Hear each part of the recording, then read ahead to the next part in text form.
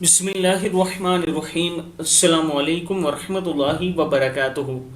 आबिद राजा channel की तरफ से आज मैं अपने दोस्तों को रसूलुल्लाह सल्लल्लाहु अलैहि व आलिहि वसल्लम का एक फरमान सुनाऊंगा।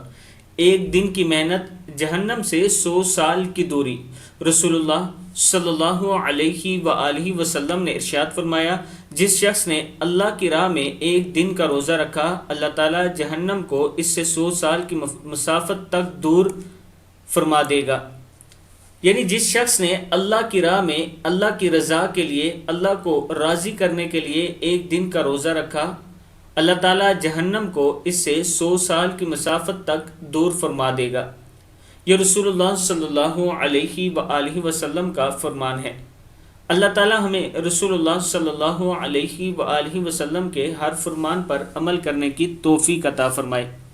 आप दोस्तों ने इस वीडियो को आगे ज़रूर शेयर करना है, और अगर आप अपने बच्चों को कुरान मजीद तजवीद के साथ पढ़ाना चाहते हैं तो ये मेरा व्हाट्सअप नंबर है, इस पर आप मुझसे रब्ता कर सकते हैं। अस्सलामु अलैकुम वरहमतुल्लाहि वबरकातुहू।